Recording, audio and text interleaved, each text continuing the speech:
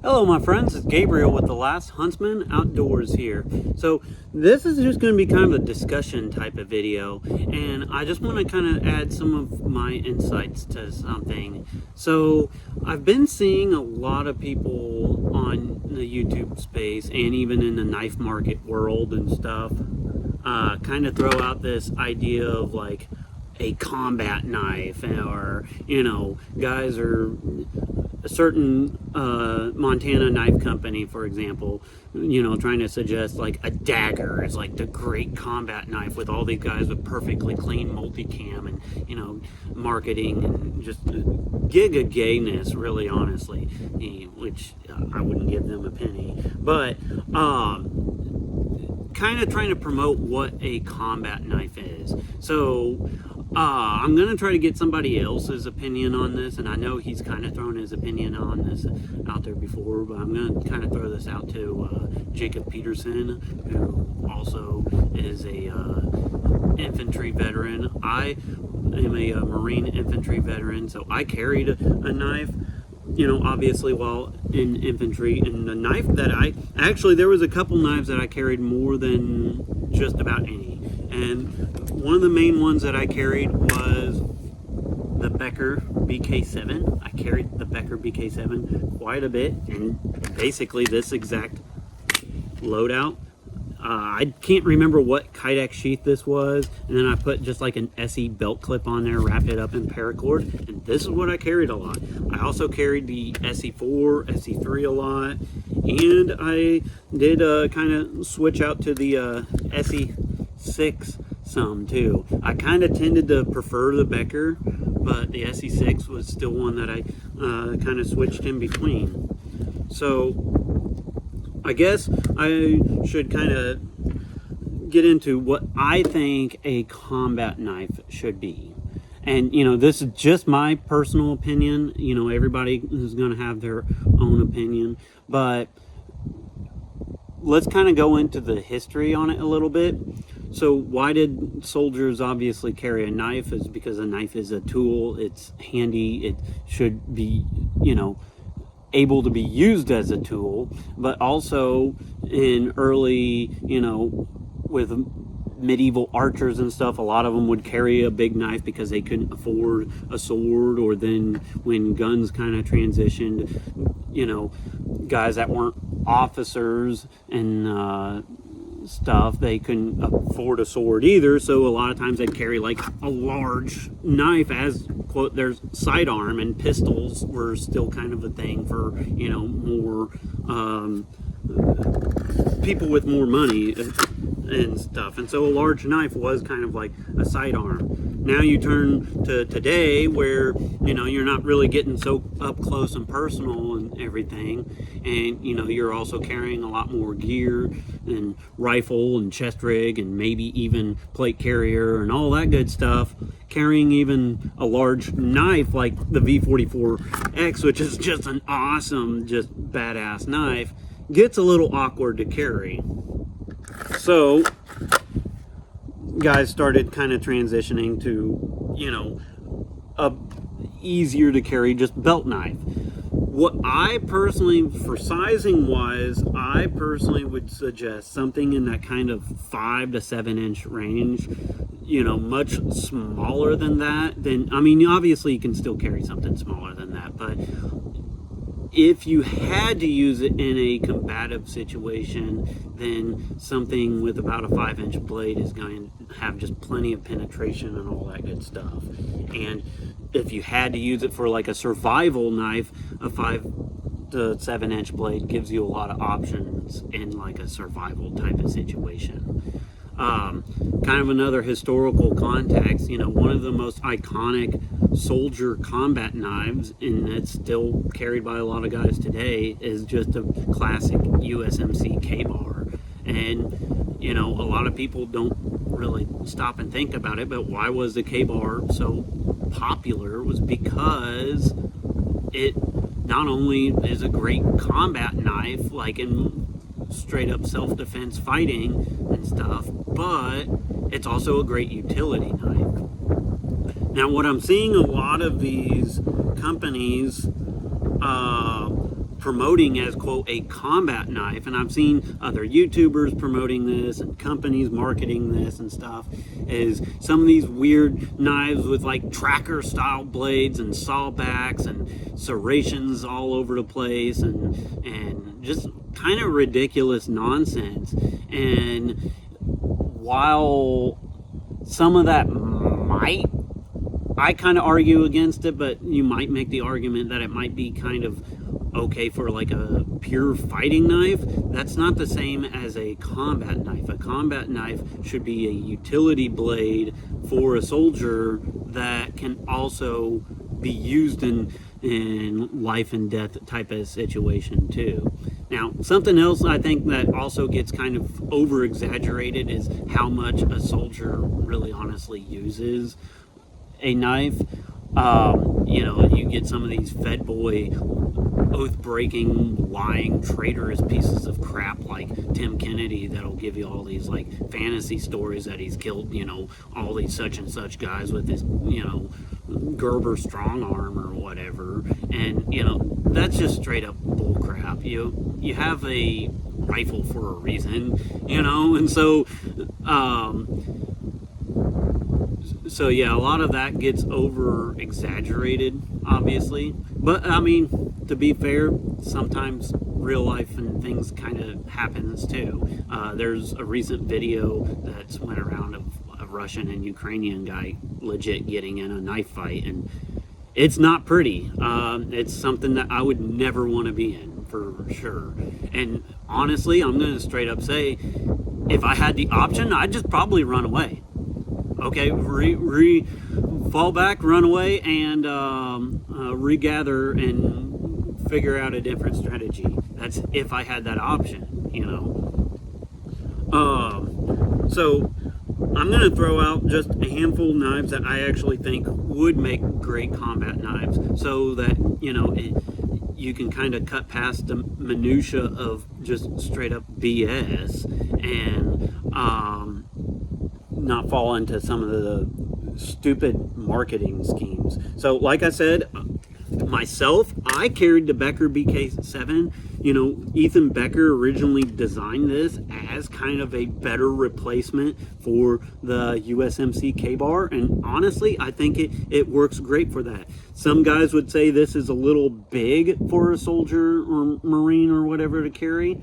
I carried it, you know, I'm a skinny 145-pound dude, so, you know, I managed to carry it just fine. I also found for my particular MOS, something of this size was kind of handy, because I was a 0341 infantry mortarman. So I found a lot of times when clearing like a position or something for mortars, having something larger like this that I could take down, you know, small sapling or you know, clear some brush and stuff like that was actually kind of handy, as long as you didn't like hand it to a stupid PFC and they smack it into a rock or something like that, which I don't know why, but a lot of people are dumb with knives like that.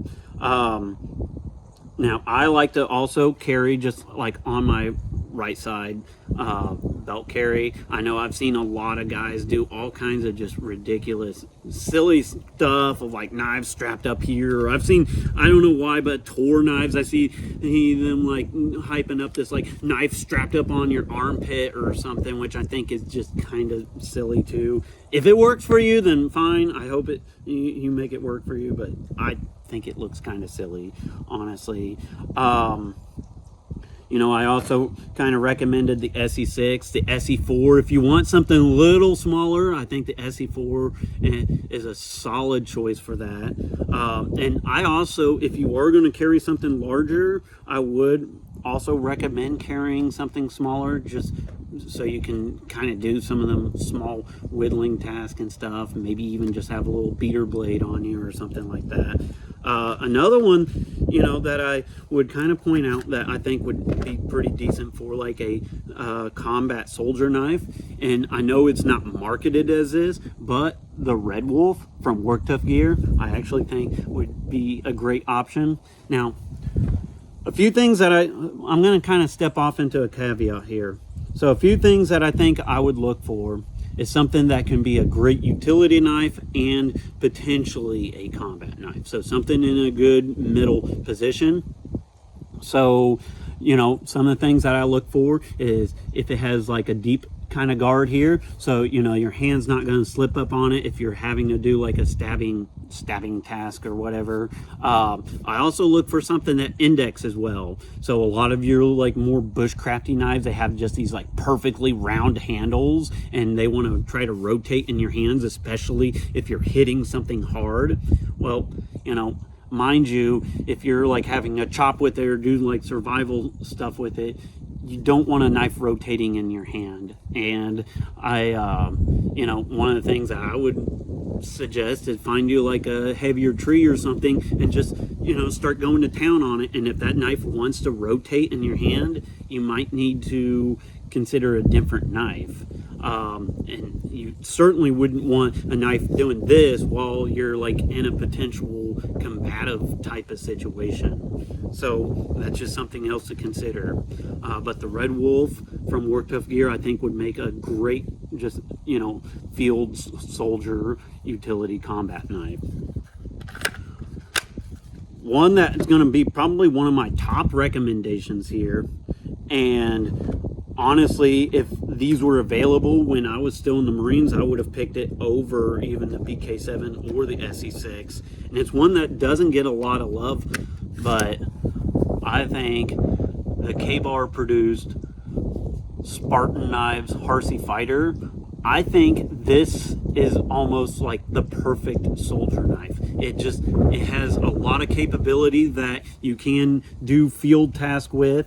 It's just $10.95, but you know, that's something else to kind of consider too. A lot of these guys like these super steels. I kind of get into them too, but you know, if you're out in the field, or you know, you're on an operation or something like that, or you're doing the Minuteman type of thing, you don't really got a lot of time to just sit there and work 5 hours on a super steel that, you know, is eventually going to get dull as well.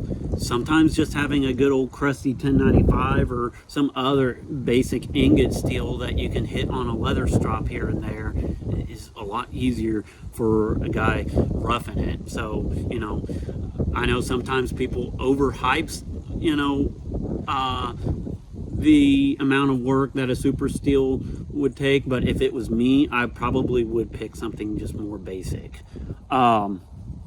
That being said, the Harsey Fighter here, the Spartan Harsey Fighter, it indexes amazingly well. It just has great stabbing capability. It still has a decent grind on it that I can still do a lot of like great just bushcrafty type of stuff with it. This one's rocking out Carol's Customs scales on it, which the scales that it comes with are great, but these are just like absolutely epic. Just adds a lot of traction and everything like that.